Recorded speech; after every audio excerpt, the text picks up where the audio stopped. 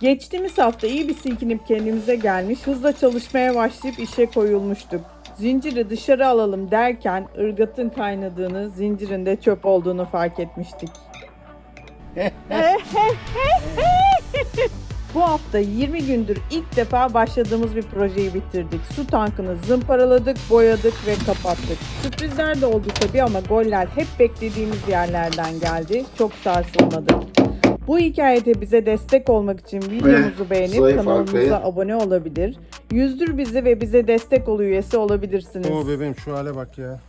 Oo! Ötesi bir şey var. Yeni yaşım şerefine yaşlı çakı yapalım. Evet. Biz tam zamanlı macera perestler, Başak ve Ömer. Teknede yaşamayı seviyoruz çünkü her sabah her şeyin mümkün olduğu yeni bir güne uyanıyoruz. Teknemizi hazırlayıp 2022'de Türkiye'den yola çıktık. 2023'te tek başına okyanus geçen ilk Türk kadını oldum. Ömer'le Karayip Denizi'nin altını üstüne getirdik. Teknemizi Panama'da karaya aldık. Denizlerin Everest'i Cape Horn'a döndük. Temmuz 2025'te Hopa'dan İskenderun'a solo Türkiye turu rekorunu kırdım. Şimdi tekrar Panama'ya döndük. Teknemizi yüzdürmek, denizlere geri dönmek için, Pasifik'e açılmak için çalışıyoruz. Bize destek olmak için kanalımıza abone olmayı ve videolarımızı beğenmeyi unutmayın. Söylendim. Evet ama nihayet boyalar geldi.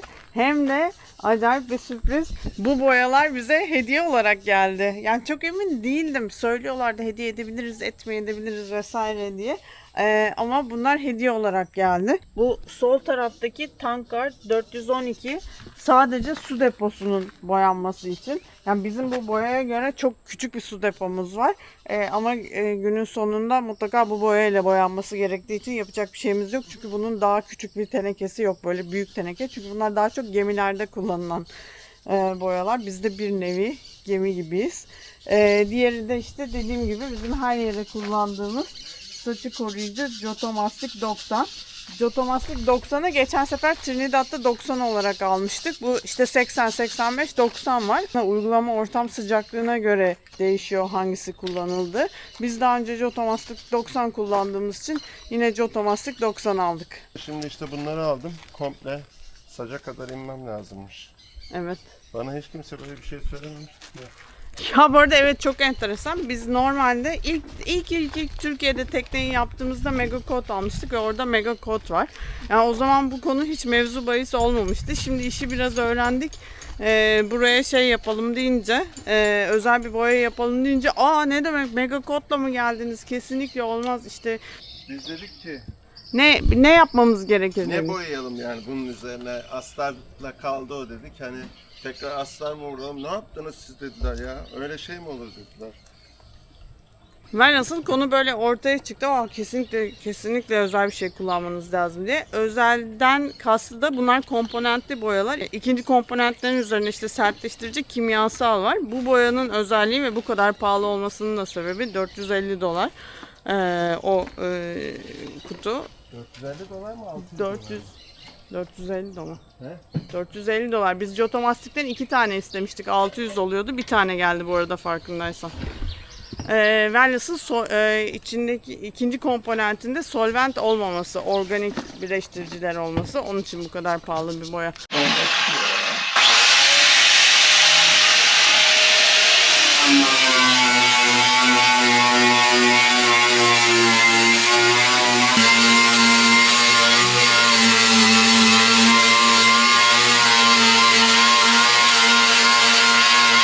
Tatlım, iyi misin? Hı? İyiyim, şunun ucu gittiği için paslı zeminleri alıyorum. Bununla kolay çıkarıyor. Sonra değiştireceğim. Zeminler bitince. Ekonomi yapıyorum yani. Çapında. Sen ölene kadar bitireceksin herhalde bu işi. Öyle kadar bitemeyeceğim daha. Daha 1/4 bile bitmedi. Nedir durum? Yoracak biraz ama. Oha! Yapacağız. Kameranın haline bak. Neyin halinde? Ay, tekneyi komple maskelesek zaten olmazmış. Artık temizleyeceğiz, yapacak bir şey yok. Kuzum ya. Suyu döküyorsun. Ay şimdi.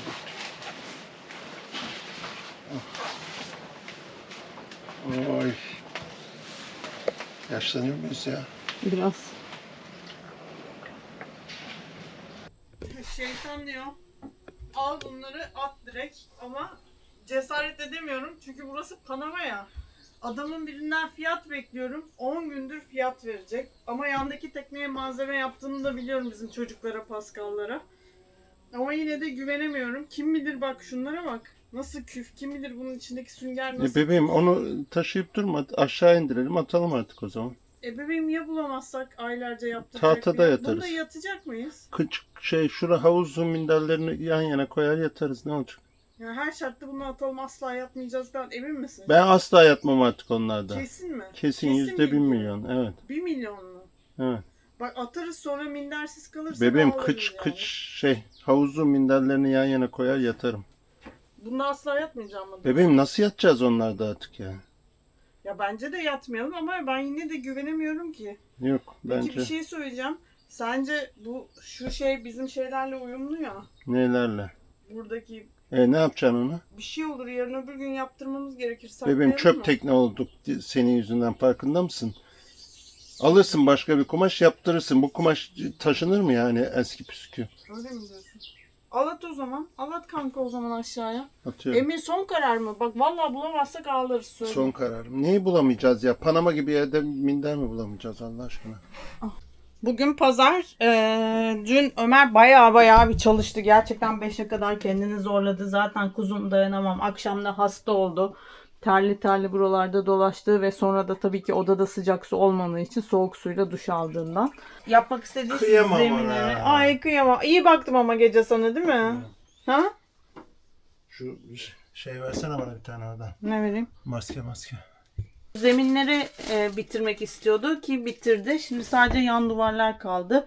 Onları da bugün halledecek. Burası çok temiz çıktı. Gördüğünüz gibi herhangi bir sıkıntı yok. Bir de burası aslında teknenin gövdesi. Bizde su depoları ve mazot deposu yekpare yani gövdeye bağlı. Sadece gövdenin olduğu yerde işte bölümler yapılmış ve kapak yerleştirilmiş durumda. Yani burada teknenin gövdesinde hiçbir sıkıntı yok. Saça kadar inmemizin tek sebebi yeni boyanın direkt saça uygulanması gerekmesi. Dolayısıyla yan duvarları da saça kadar indikten sonra artık temizlik yapıp boya işine girebilir durumda olacağız. Ay gerçekten çok merak ettim.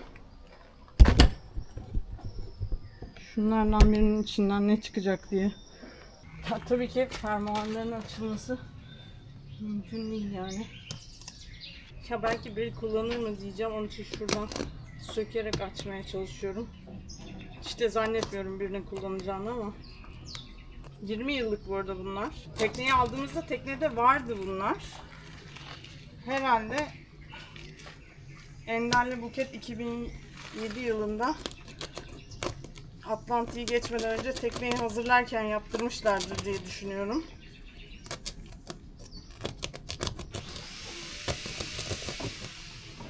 O zamandan beri biz kullanıyoruz. Onlar da zaten mevcutu kullandılarsa oh ne âlâ yani 30 senelik falan demektir.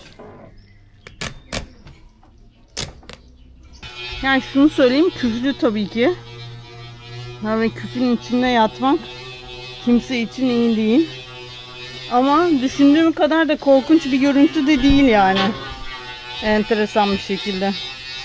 Ya ben daha çok daha dramatik ve korkunç bir görüntü bekliyordum. Öyle bir şey yok yani. Hala acaba atmasa mıydık kafasındayım. Engel olamıyorum bu düşünceye gerçekten. Burası bizim çöp alanımız. Çöpleri minderleri getirdim.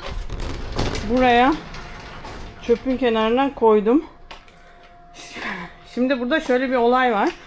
Geri dönüşüm çok önemli, şart. Geri dönüştürmemenin cezası var ve sen buraya böyle paketle bir şey atarken gelip bakıyorlar doğru düzgün geri dönüştürüyor musun diye. Sebebi de şu, bunu yapmalarının. Burada böyle çöp arabası falan çok nadir geliyor ve bu çok çöp çıkıyor. Onun için çıkan çöpleri yakıyorlar. Yakabilmek için de işte bunları böyle ayıklamak gerekiyor. İşte yanıcı malzemeler, daha çabuk yananlar, az yananlar bilmem ne vesaire. Onun için bu işi çok önemsiyorlar.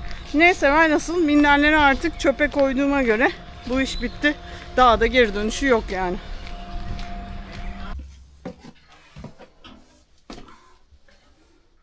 Şu minderler de acayip işe yaradı ha. Gerçekten şu teknede bu minderler kadar işe yarayan bir şey yoktur. Dizlerinin altına koydum. Her şey yolunda mı? Yolunda. O sesi çıkmıyor bebişimin. Sesi çıkmıyor bebişimin. Bir de burada şimdi şöyle bir olay var. Enteresan. Minder yaptıracaksın. Hani minder yaptıracağım. Gelin teknenin bir ölçüsünü alın bilmem ne falan. Öyle bir şey yok. Ölçünü sen kendin alıyorsun. Onlara gönderiyorsun. Onlar yapıyorlar. Sonra sana gönderiyorlar. Hatta bir yere aradım ben fiyat almak için. Buraya gelmeniz lazım dedi. Ya fiyat vereceksin işte. Ölçtüm, biçtim, çizdim. Her şeyi gönderdim. Oraya niye geleceğim? Bir türlü anlaşamadık. Onlar İngilizce de bilmiyorlardı. Şimdi umutlu oldum. İngilizce bile, sahibi İngilizce bile konuşan bir yer var. Onlardan iyi bir sonuç bekliyorum. Yanındaki işte dedim ya Pascal'ları almışlar zaten ve memnunum. Şöyle bir çizimim var. Bilgisayarda da bunun aynısını yaptım. Korkuyorum tabii. Sonuçta ben ölçü almak konusunda uzman değilim. Şimdi bu baş kamera. Ölçüyü son kez aldım. Ufak tefek değişiklikleri yaptım. Şimdi bunları da boyayacağım bir temiz olsun diye. Bunları değiştireceğim. Çünkü yeni minder alacaksak böyle paslı paslı kalırsa günün sonunda minderleri de paslandıracak, kirletecek. Onun için bir ince zımparayla güne başlayacağım ve sonra altından ne çıktığına bakacağız şimdi.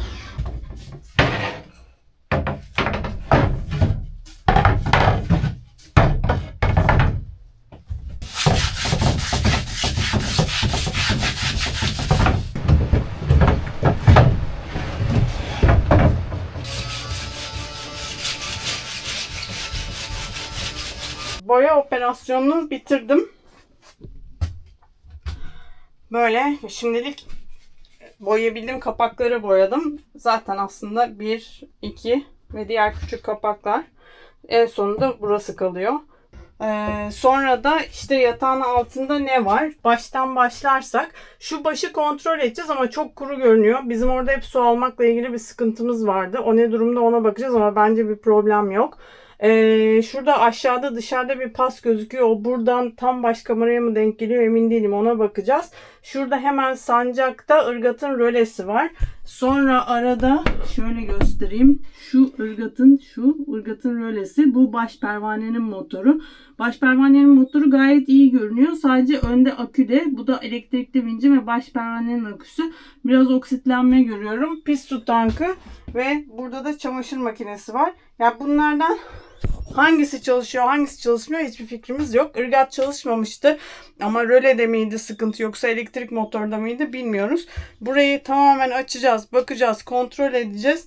Boyanması işte zımparalanması gereken bir yer varsa o işleri yapacağız. Her şeyi kontrol ettikten sonra artık son olarak yerleşmek üzere burayı kapatacağız.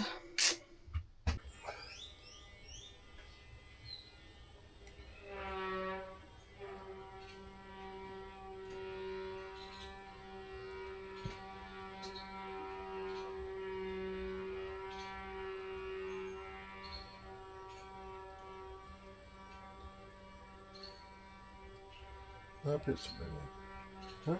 Seni çekiyorum. Niye çekiyorsun? Çekmiyorum. Drama için. Videoya drama unsur ekleyeceğim.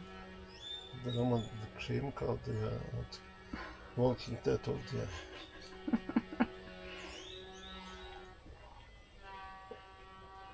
Ömer aşağıda çalışırken tabii ondan yardım istemek olmuyor. Dolayısıyla iş başa düştü.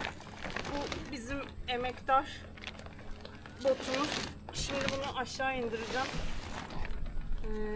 Sonra da Ozi'yi çekeceğim. Görmek istediğim Ozi şu alana sığacak mı, sığmayacak mı yatay koyunca.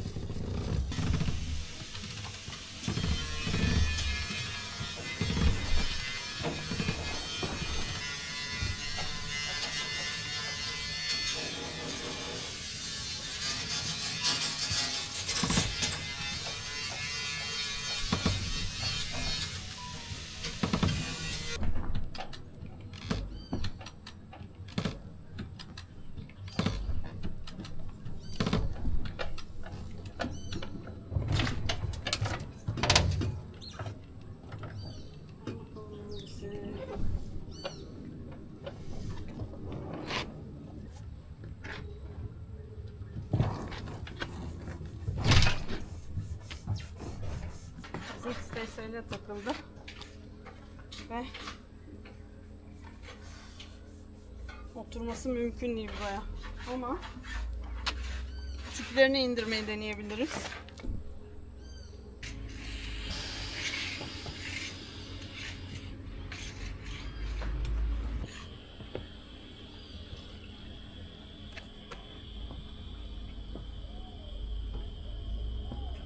Tüplerini indirip sağlam bir bağlarsa Ozzy Junior'ı buraya yukarıya alabiliriz. Oh, orada mısın? Yani tüpleri indirip sağlam bir bağlarsak o zaman alabiliriz. Yani şu an tam inmemesine rağmen oturdu tüpleri inik vaziyette. Daha da hava var içinde yani. Peki asıl soru şu. Bizim 6 beygir bunu çalıştırır mı?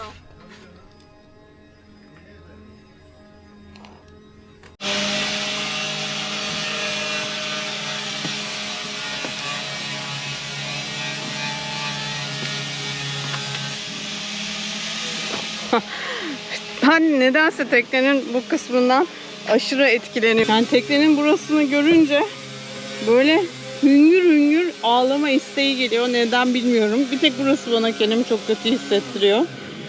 Burası enteresan bir şekilde böyle bende hissi yaratıyor. Ya evet, bir sıkıntı var bu teknede. Şunu biraz, şu halatları bir tık temizleyebilirsem öyle su tutacağım piyanodan. Gerçekten insan eli değmiyor yani. İğrenç durumda var.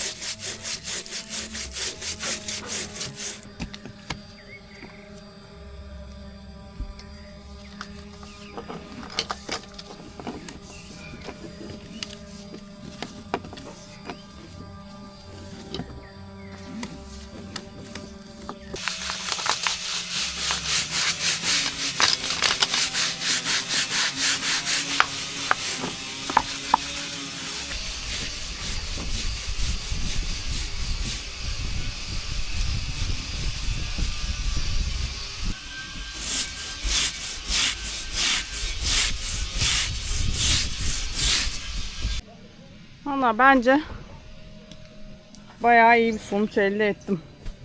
Mesela videonun başındaki bu halat simsiyah gözüken şu an gayet iyi durumda. Buraları da kısmen temizlendi. Zor yerine geldim. En zor yeri. Bu ne? Matkap mı geldi? Oyuncaklar bak, her şey gelmiş. Aç bakayım. Evet, geç sen şöyle. Bugün salı. Şöyle marinanın sahibi işte o Fransız çift Sylvie ve Jean Paul. Onlar pazar günü Panama City'ye gidiyorlar. Pazar ve pazartesiyi orada geçiriyorlar. Tam olarak niye böyle bir şey yaptıklarını bilmiyorum. Bize iyilik olsun diye mi yapıyorlar tam olarak? Bundan para alıyorlar bu arada. Ücretsiz yapmıyorlar bu işi tabii ki. Alışveriş için gidiyorlar da yani genelde bize alışveriş yapıyorlar. Herkese yapıyorlar. Herkese, yani bizden kastım herkese alışveriş yapıyorlar. Biz de bir sürü sipariş verdik işte. Ne var bizim siparişlerimizin arasında şu an? Şu neopren geldi. Bulunması en sıkıntı şeydi. Aslında birkaç bir yerde bulduk. İnternette de bulduk. Sonra fiyat bize fazla geldi. Burada Nelson motoru kaldıracak motor ustası birkaç yer tavsiye etti. Onlardan da fiyat aldık ama ölçü ve fiyat performansı olarak Silvi bizim önerdiğimiz yere gitti aldı. Orada bir bayan vardı, tanıştım, çok tatlı bir hatun falan dedi. Memnun kalmış yani o yönlendirdiğimiz yere gitmekten. Jean Paul şeyini yapmış.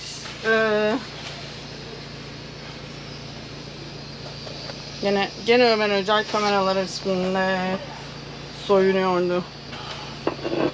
Ama buraya keçi takmamış, sekman takmış. Bunda yanlış anlaşmış olabilir misiniz?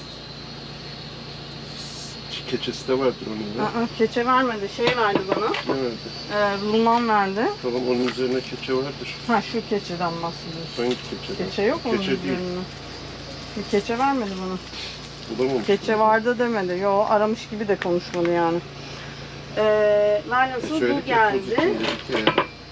Şunlar içeriği boyamak için ıvır zıvırlar. Mutfağın rengini yaptığım renkler. Bunları şimdi değil zaten sonrası için sipariş ettim. İşte kaydırmazlar vesaire. Asıl önemlisi son dakikada nihayet Ömer Özel'in yeni bir matkaba ikna ettik. Yeni matkabı geldi. La la la la la la la. Çok güzel. Makita ne? Çin markası mı? Japon herhalde. Yani Makita en iyi markalar arasında üstte bir yerde değil ama yapacak bir şey Çin. yok. Panama burası yani. Makita mı? Üsttedir ya. Dalga mı geçiyor?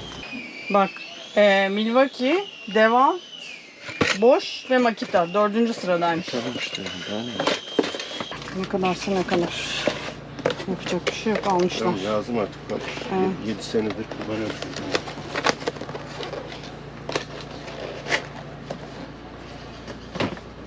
Şimdi plan programımız şu. Çok az, zor ama az bir yer kaldı depoların içinde. Ömer burayı bitirdikten sonra tabii ki tekne felaket vaziyette. Teknenin temizliği yapılacak.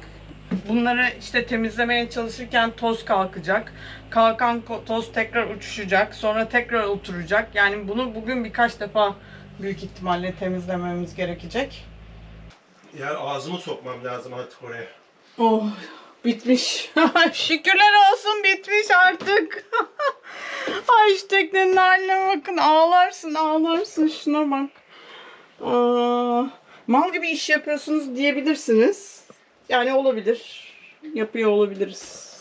İtiraz etmeyeceğim. Yapmıyoruz demeyeceğim.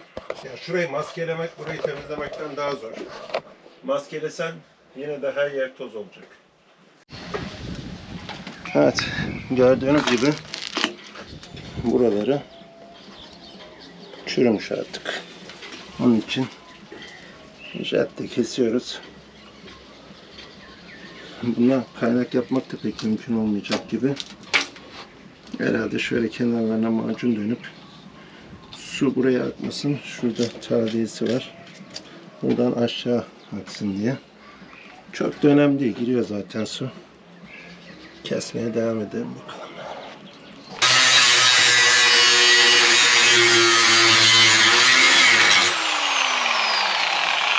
Gördüğünüz gibi zaten kurumuş.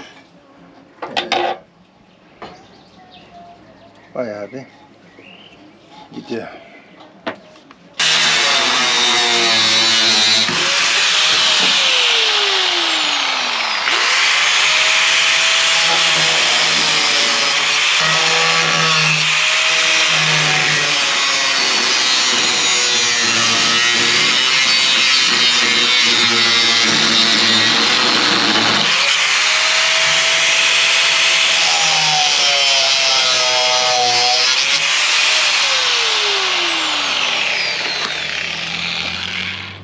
Buraya bir bakacağız. Burası nispeten daha iyi.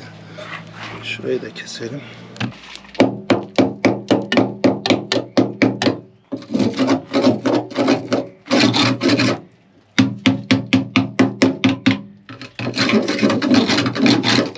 Fazla da uğraşmayalım. Türkiye'ye kadar idare etsin. Böyle çekiştireceğiz komple.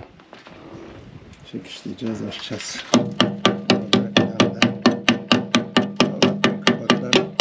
Durumda değil.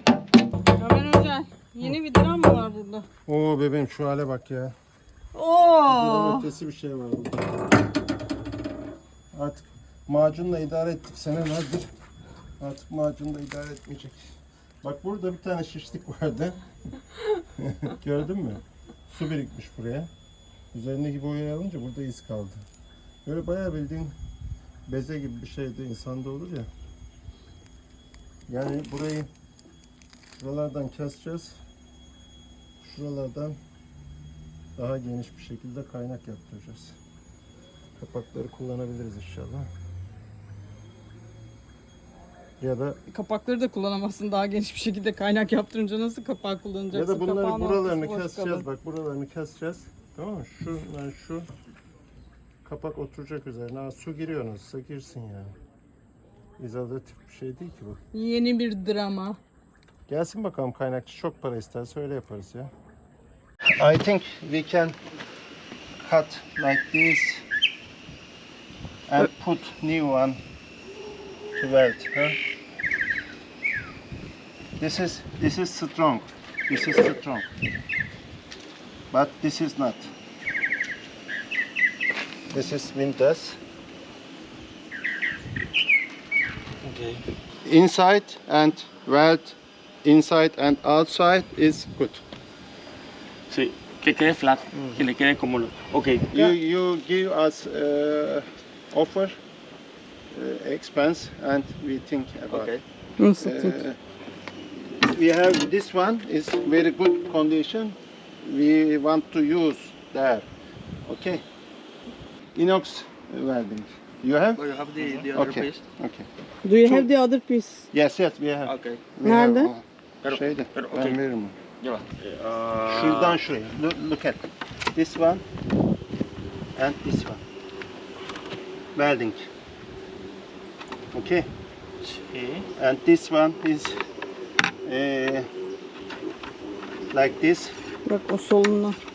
Okay. This one. Esa entra aquí. Ah, okay, okay, okay, okay. Okay. Okay. Another we have 1, 2, 3, 4, 5. This one is leaking water. Mhm. Look at.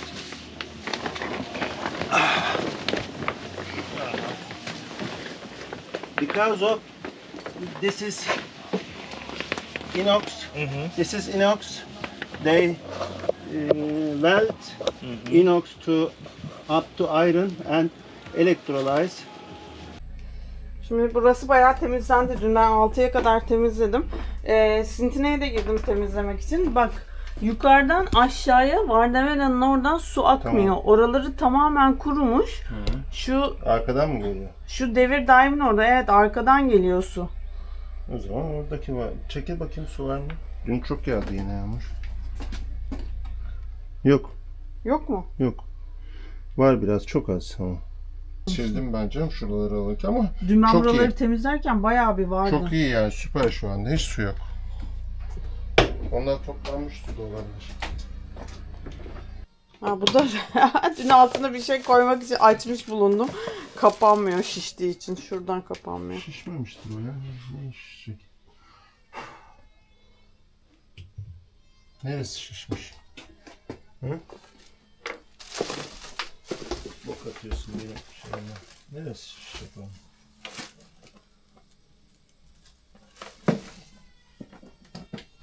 Bastırırsın, kapanır işte. Şimdi ben dün buraları iyice süpürdüm, sildim. Ya tabii ki böyle çok bol suyla silmek gerekiyor. Buralarda hep lekeler falan kaldı. Kıç kamerayı zaten silmedim bile, orası çok pis diye. Depoları da çok güzel temizledim. Bugün bu arada çarşamba, haftanın ortasındayız. Ben bugün depoları boyadığımda, bir iki tur boyadığımda ilk defa bir projeyi de bitirmiş olacağız teknede.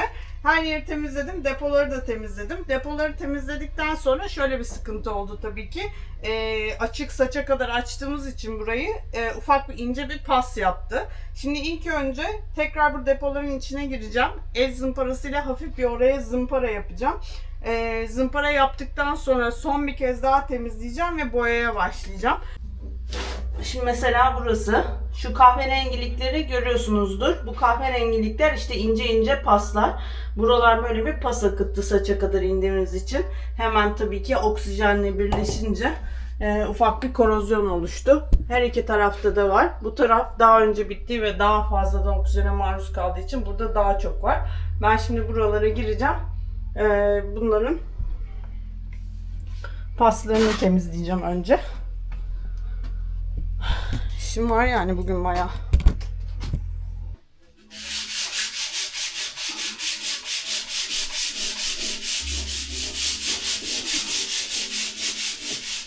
Böyle olmayacak, bu acayip pas yaptı yine. El zımparasıyla bir ömür sürer, öbür taraflar daha çok paslanır zaten. Ben bitirinceye kadar birini makineyle gireceğim. 240'la zımparalıyorum. Ama çok pas olmuş yani.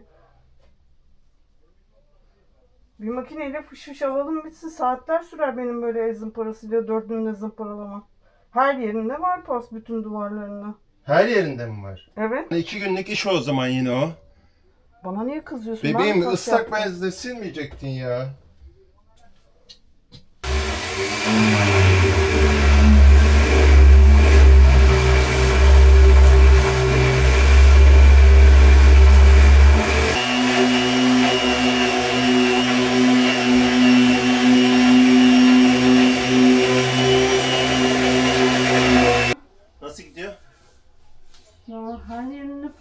insanlar bunu ben mi şimdi paramaya yaptım? Bebeğim artık o kadar şey yapma sen de. Gerçekten aşırı stres yaptı bu pas olayı beni. Ya bir şey olmaz bebeğim ondan o kadar. Hep aynı şeyi söylüyorsun da işte bilemezsin. Şimşek yapmış bak kapaklara. Şimşek. Ben de o şimşek ne diyordum?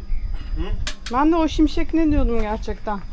Başka bir şey mi var? Meğersem Türkiye'de yapılmışlar. Ton bu. Tamam. Şurada göster bak.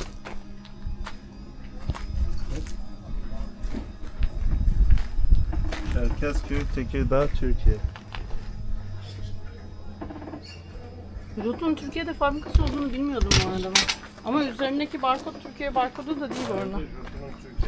Fabrikası yok bence. Anladın? Ha? 2'ye 1 koyacaksın o zaman ki. Yok sürüyor yani. Sürmesine sıkıntı yok.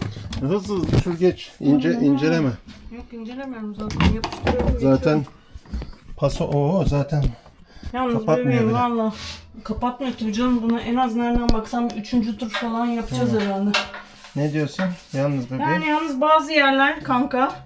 Bak şurada tepede mesela. Bebeğim tepeyi hiç oraya su yapmamışsın. çıkmıyor. Yapamıyorum oraları. Sen kolay mı zannediyorsun? Deseydin yapamıyorum diye yapsaydım ben. Sen de yapamazsın. Niye ben yapamıyormuşum? Ya gerek yok Ben o kadar. sattım. Tatlım 7 senedir bu suyu içtik biz ya. Şimdi orada bir yer kaldı diye. Evet zincirlikle uğraşmaya devam ediyoruz. Artık buraları kaynakçı bekliyor. Burayı komple kapak kısmını değiştireceğiz. İç kısmında buralar fena değil. Boyandığı zaman iyi olacak. En zayıf yerimiz burası. Orayı çekişliyoruz, zımparalıyoruz. Ama biraz incelmiş. Kurtarılabilir gibi görünüyor. Evet, Nasrettin Hoca'nın fazla kurcalama noktasını çıkarırsın sözü. Saç tekniği geçerli değil arkadaşlar. Sonuna kadar kurcalayacaksın ve zayıf halkayı bulacaksın. Sonra da oraya insert yaptıracaksın. İşte dediğim gibi en zayıf yerimiz burasıydı.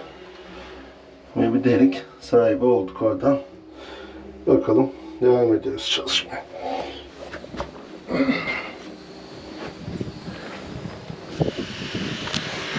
Evet. Kedimizin burnundan çıkmış. Olur böyle şeyler. Karada olsun. Denizde olmasın. Ömer Hoca'ya kamera verdim çeksin diye. Ama harika bir şey böyle pıt yapıştırıyorsun metali tutuyor ayağa. Ama gelin görün ki hiçbir şey çekmemiş. Ama zincirliği boyamış Allah'tan. Bunu bitirmiş, temizlemiş. Tertemiz yapıp boyamış.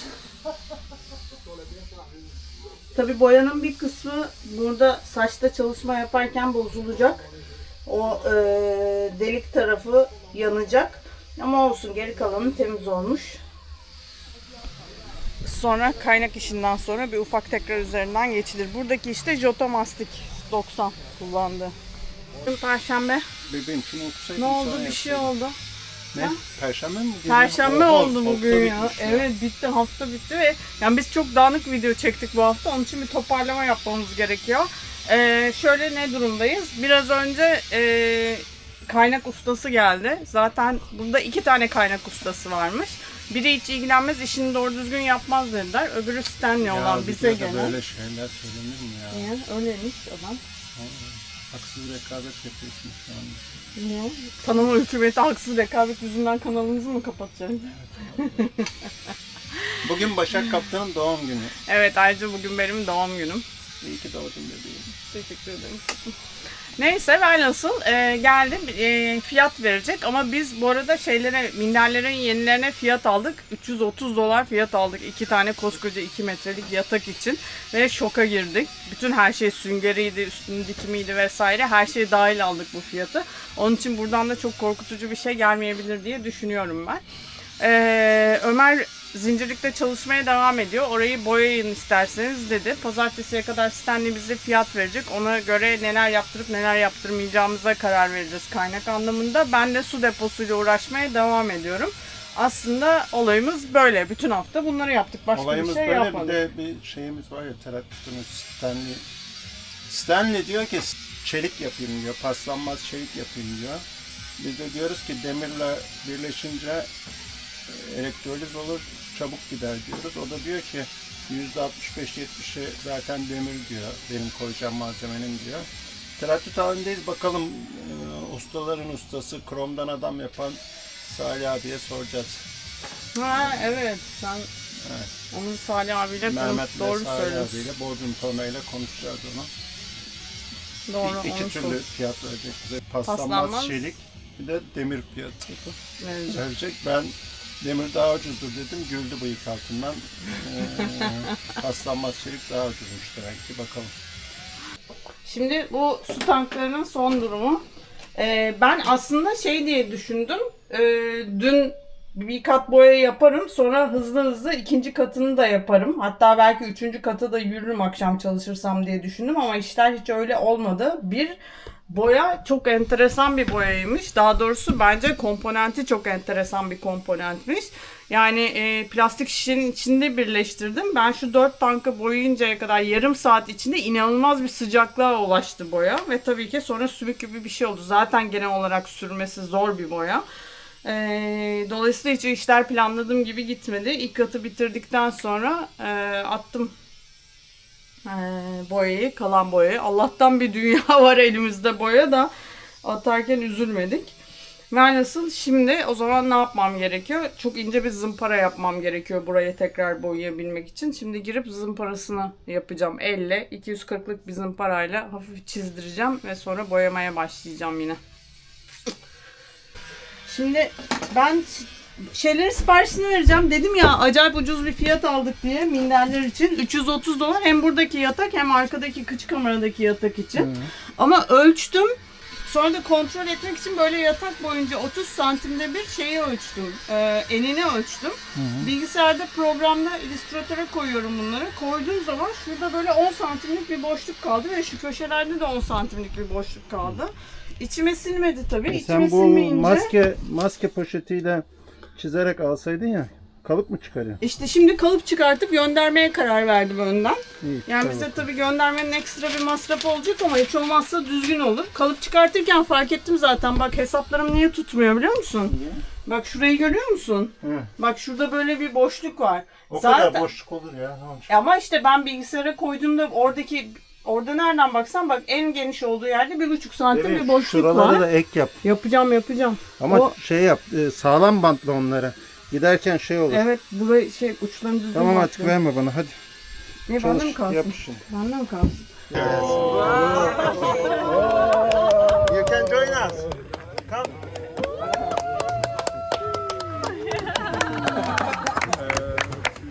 Happy birthday to you. Happy birthday to you. Happy birthday to you. Happy birthday to you. Thank you. Okay. Ne varmış? Haziran Temmuz Ver bakayım. 895. Tamam.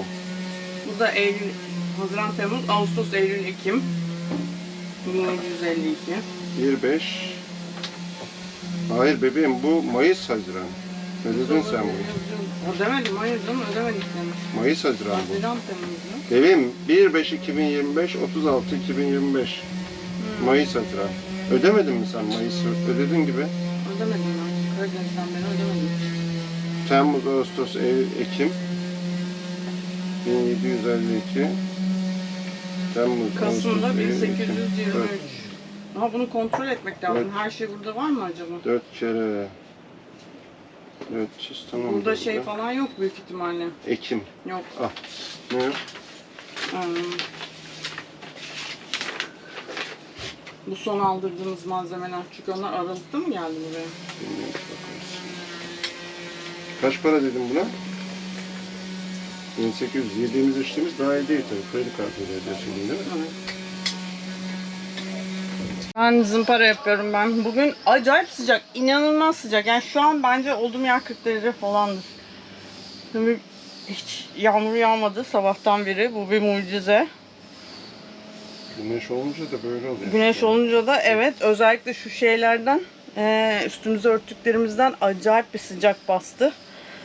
Bugün artık başladığımız ilk projeyi bitirmeye kararlıyız. Ben deponun zımparasını yapacağım. Dün üst üste 2. ve 3. katı attım. Bugün de ince bir zımpara yapıp 4. katı atacağım. Artık 5. kata falan uğraşamayacağım. Gerek yok yani, o kadar bence. Bu arada Ömer de kapakları temizleyecek, halledecek. Neopren zaten burada. Onu da kesip kapatacağız. Sonra da hatta bugün Nelson'a söyleyelim. Nelson biz artık hazırız diyelim. Biz şimdi söylesek o haftanın ortasına falan anca gelir. Ya. Pazartesi çalışmıyorlar bunlar ya. Bu depoların 2. ve 3. kat atılmış son hali. Yani bayağı kapadı.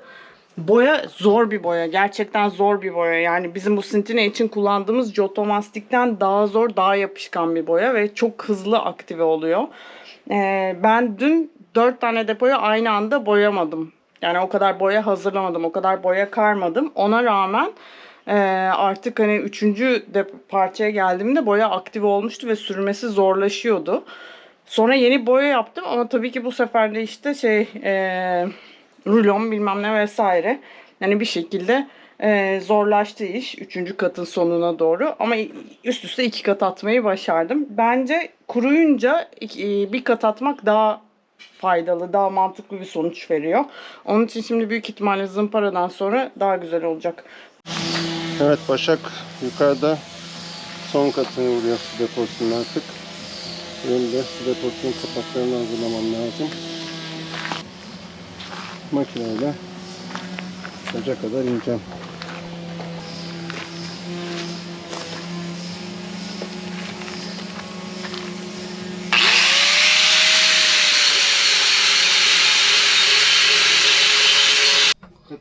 Bugün bu arada videoyu yaparken fark ettiğim başka bir şey daha var. Çarşamba demişim ki artık bu proje, su deposunun temizlenme ve boyanma projesi bugün bitecek. Perşembe aynı şeyi söylemişim. Cuma aynı şeyi söylemişim. Her gün aynı şeyi söylemişim. Her gün diyorum ki kesin artık bu iş bitecek, bir işi bitirmiş olacağız falan diyorum. Hiçbir gün bitmiyor. Bugün pazar bu arada. Bak Bugün bakalım, pazar. bitmiş artık. Evet. Bugün pazar. İçlerinin durumu bu, gayet güzel. Tertemiz oldu. Boyandı. 4 kat boyadım. Ya 5.'yi de yapsan yaparsın. Full kapatır Kapakların 5.'yi de yapsan. içinde Artık boyadık. daha şey yapamayacağım. Uğraşamayacağım. Evet, Kapakların içinde dışında boyadım. zımparaladım. Buraları jotomastik yaparken onları da yapacağım. Şimdilik toz olmasın diye kapatıyoruz. Nerede forward? O elindeki öndekini aldıysan o forward'da F mi ucuna F'si gelecek? nerede? Ha, şurada F'si. Herhalde böyle koyacağız ya, bakarız.